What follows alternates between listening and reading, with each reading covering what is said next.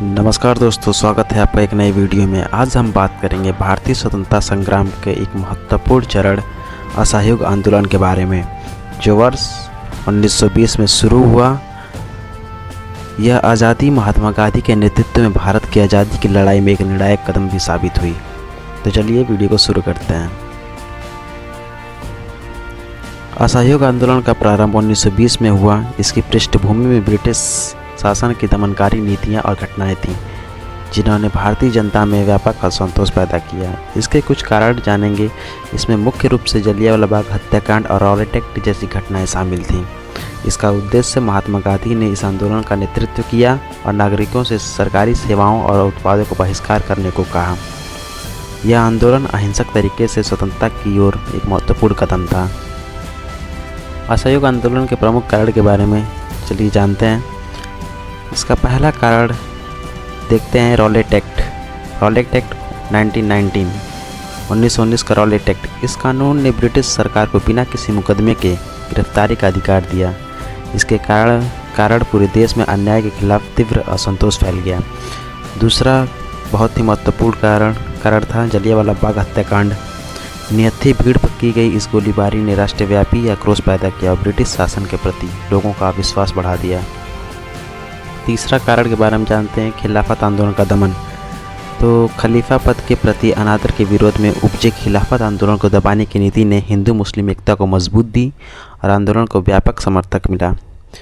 आगे हम बात करेंगे प्रमुख नेताओं के बारे में, जिन्होंने इस महान आंदोलन को लीड किया। इस आंदोलन को कई महान नेताओं का मार्गदर्शन मिला, जैसे महात्मा गांधी, जवाहरलाल नेहरू, सरदार पटेल जैसे लोग। महात्मा गांधी, जिनकी अहिंसा के प्रति दृढ़ प्रतिबद्धता आंदोलन का आधार बनी। जवाहरलाल नेहरू, जिन्होंने स्वतंत्रता संग्राम में एक महत्वपूर्ण भूमिका निभाई। और सरदार पटेल, जिन्होंने राष्ट्रीय एकता और अखंडता को बढ़ावा दिया। इसके अलावा अन्य कई नेता भी स्वतंत्रता संग्राम के लिए प्रेरणा स्रोत बने। असहयोग आंदोलन के सिद्धांत। आंदोलन 3 मुख्य सिद्धांतों पर आधारित था। पहला, अहिंसा का महत्व, स्वदेशी का प्रभाव और करों का भुगतान न करना। अहिंसा का महत्व से मतलब ये था कि यह आंदोलन का मुख्य आधार था, जिसने भारतीयों को बिना हिंसा के अपने अधिकारों के लिए संघर्ष करने की प्रेरणा दी। स्वदेशी का प्रभाव, इसने भारतीयों को अपने स्थानीय उत्पादों को अपनाने और विदेशी सामान का बहिष्कार करने के लिए प्रेरित किया, जिससे आत्मनिर्भरता बढ़ी। करों का भुगतान न करना, यह ब्रिटिश शासन के प्रति विरोध का एक महत्वपूर्ण तरीका था, जिसका उद्देश्य औपनिवेशिक शासन को कमजोर करना था।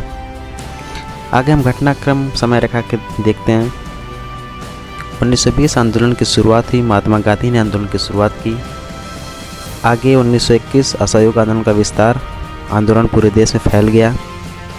1922 चौरी चौरा कांड में हिंसा हुई, जिसके कारण आंदोलन बाधित हुआ। और 1922 में महात्मा गांधी जी ने इस आंदोलन को स्थगित कर दिया।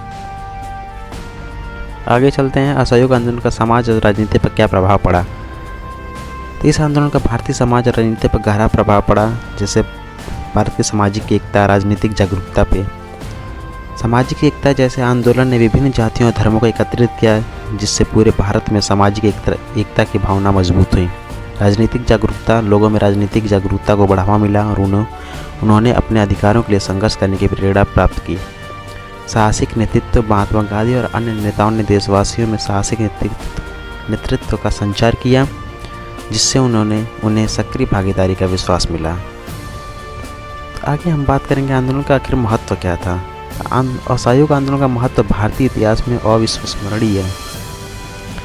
जैसे इसने भारतीय स्वतंत्रता संग्राम में एक महत्वपूर्ण भूमिका निभाई। इसने लोगों को एकजुट किया और आत्मनिर्भरता की भावना को बढ़ावा दिया।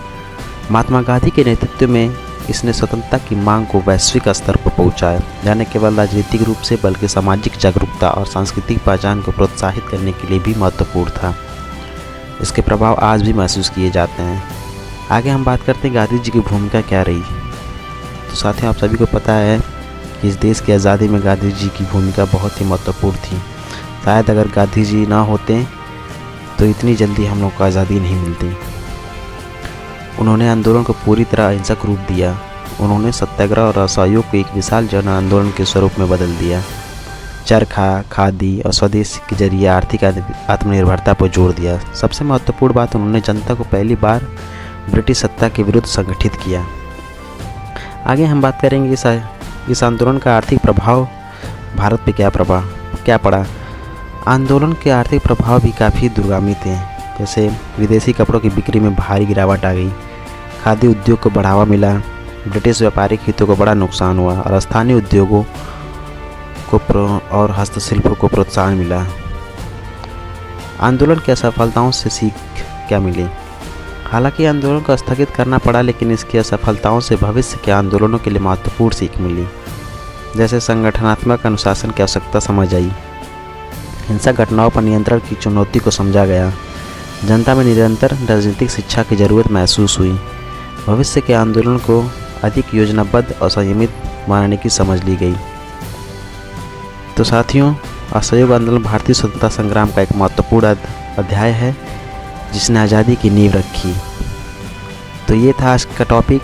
आशा करता हूँ आपको ये वीडियो पसंद आया होगा। अगर वीडियो पसंद आया होगा तो लाइक करें और चैनल को सब्सक्राइब करना ना भूलें। तब तक के लिए धन्यवाद। जय हिंद।